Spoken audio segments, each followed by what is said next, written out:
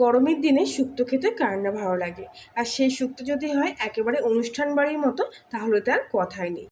আর সেই জন্যেই আজকে আমি আপনাদের সাথে অনুষ্ঠান বাড়ির শুক্তোর সেই সিক্রেট মশলা আর শুক্তো রান্নার সহজ পদ্ধতি শেয়ার করব। তার জন্য নিয়েছি এখানে কিছুটা সবজি। প্রথমে নিয়েছি 4টে সজিনার ডাঁটা, একটা গোটা বেগুন, একটা গোটা কাঁচকলা, গাজর, রাঙা আলু, একটা সাদা আলু, আর নিয়েছি কিছুটা উচ্ছে। সব সবজিগুলো খুব ভালোভাবে একবার ধুয়ে নিয়েছি। এবার এই সবজিগুলো শুক্তোর মতো বড় বড় ফালা করে কেটে নেব। প্রত্যেকটা সবজি এখানে কেটে নিয়েছি। আর সবজিগুলোর সাইজগুলো একটু বড় বড় রেখেছি, কেননা শুক্তে যদি সবজি একটু গোটা গোটা না থাকে, একেবারে গলে যায়, তাহলে কিন্তু খেতে একেবারেই ভালো লাগবে না, আর দেখতেও একেবারে ঘ্যাটা ঘ্যাটা কাদা কাদা মতো হয়ে যাবে। প্রতিকটা সবজি কেটে রাখার পর ভালো করে ধুয়ে নিয়েছি। বিশেষ করে কাঁচকলাটা কেটেই হলুদ জলে কিছুক্ষণ ভিজিয়ে রেখে আবারও পরিষ্কার জলে কিছুক্ষণ ধুয়ে নিয়েছি। এবারে কড়াইতে আমি শুক্তো রান্নার মশলাটা প্রথমে তৈরি করে নেব।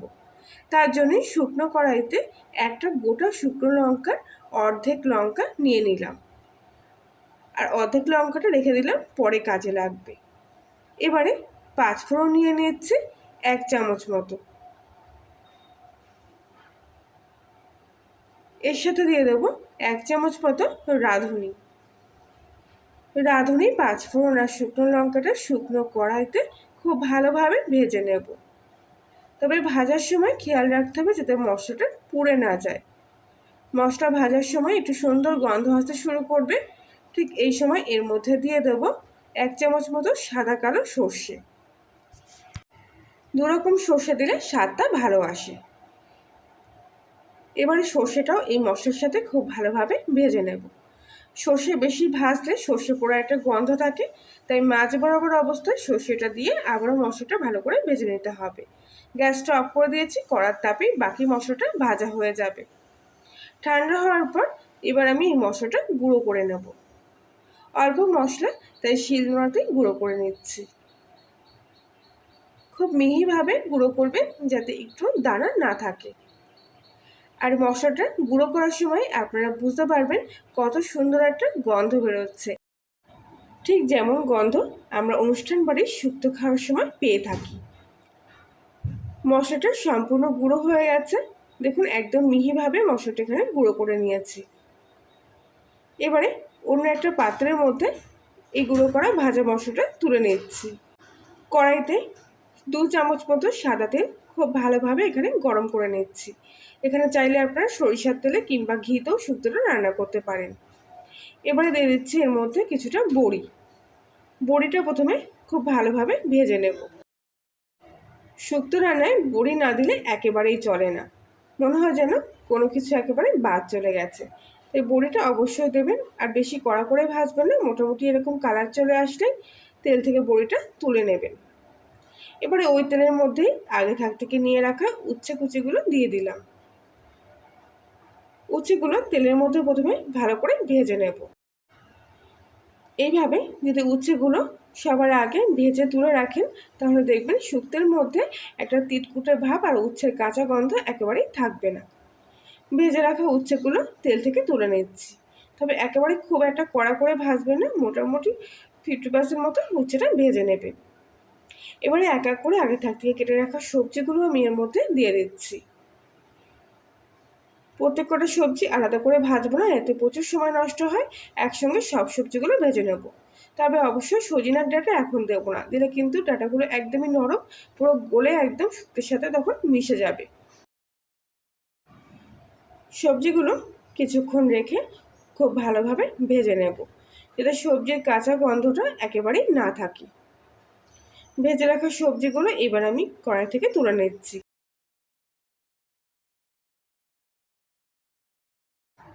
এবারে ওই কড়াইতেই আবারও সামান্য একটু তেল দিয়ে দিলাম। ওই তেলের মধ্যে দিয়ে দেবো আগে থেকে রেখে দেওয়া অর্ধেক শুকনো লঙ্কা, আর দিয়ে দিচ্ছি 1 চামচ মতো আদা বাটা। শুকনো লঙ্কা আর আদাটা একটু কড়াই নাড়াচাড়া করেই পরে এর মধ্যে দিয়ে দিতে হবে আগে থেকে ভেজে রাখা সবজিগুলো। তেলের মধ্যে আদা দিয়ে বেশিক্ষণ ওইভাবে রেখে দেবেন না, তাহলে পুরো রান্নাটাই তেতো হয়ে যেতে পারে। এবার সঙ্গে দিয়ে দিলাম সজনার ডাঁটাগুলো আর সামান্য একটু পরিমাণ লবণ। খুব ভালোভাবে আবারও এই সবজিগুলো তেলের মধ্যে কিছুক্ষণ একটু নাড়িয়ে চাড়িয়ে নিচ্ছি, যাতে লবণের স্বাদটা সবজির সাথে খুব ভালোভাবে মিশে যায়। এবার এর মধ্যে দিয়ে দেবো 2 চামচ পরিমাণ মতো চিনি। তবে চিনিটা এখানে আপনারা যেরকম মিষ্টি খেতে পছন্দ করবেন সেই অনুযায়ী চিনিটা দেবেন। তবে সবজির পরিমাণ অনুযায়ী 2 চামচ চিনিতে শুক্তোর স্বাদটা খুব ভালো এসেছিল। চিনিটাও খুব ভালোভাবে এখানে কষিয়ে নিলাম সবজির সাথে। এবারে সামান্য অল্প পরিমাণ মতো জল এই সবজির মধ্যে দিয়ে আবারও ভালো করে নাড়িয়ে চাড়িয়ে নেব। এবারে গ্যাসের ফ্লেমটা লো টু মিডিয়াম আঁচে রেখে সবজিগুলো ঢাকা দিয়ে 5 মিনিট মতো এই অবস্থায় রেখে দেব। 5 মিনিট পর ঢাকনাটা খুলে নিলাম। সবজিগুলো এখানে অনেকটাই নরম হয়ে এসছে। মোটামুটি 50% মতো সবজিগুলো এখানে নরম করে সেদ্ধ করে নিয়ে আসতে হবে। আর আমি এখানে যে পরিমাণ জল দিয়েছিলাম আর সবজির থেকে যে জলটা বেরিয়েছিল তাতেই সবজিগুলো এখানে অর্ধেক নরম হয়ে গেছে। এবারে আবারও একটু নাড়িয়ে চাড়িয়ে নিয়ে এর মধ্যে দিয়ে দেবো আগে থেকে রেডি করে রাখা ভাজা গুঁড়ো মশলা। গুঁড়ো মশলাটা সম্পূর্ণটাই এর মধ্যে দিয়ে দিচ্ছি। মশলাটা একটু বেশি পরিমাণ দিলে শুক্তোর গ্রেভিটা খুব ভালো আসে আর স্বাদটাও খুব ভালো হয়। তবু সবজি অনুযায়ী মশলাটা আমি একটু কম পরিমাণে দিয়েছি। আপনারা যদি একটু বেশি পরিমাণ ঘন গ্রেভি খেতে চান তাহলে একটু বেশি মশলা ব্যবহার করবেন। এবারে খুব ভালো করে মশলার সাথে সবজিটা এখানে একটু কষিয়ে নিচ্ছি। যেহেতু ভাজা মশলা তাই বেশি একটা কষতে হবে না, অল্প কষলেই দেখবেন সুন্দর একটা গন্ধ ছাড়তে শুরু করেছে। আশা করছি আজকের রেসিপিটি আপনাদের কাছে ভালো লেগেছে। ভালো লাগলে প্লিজ লাইক শেয়ার কমেন্ট করে জানাবেন। মশলাটা খুব ভালোভাবে সবজির সাথে মিশিয়ে নিয়ে এবার এর মধ্যে দিয়ে দেবো 1 গ্লাস পরিমাণ মতো দুধ।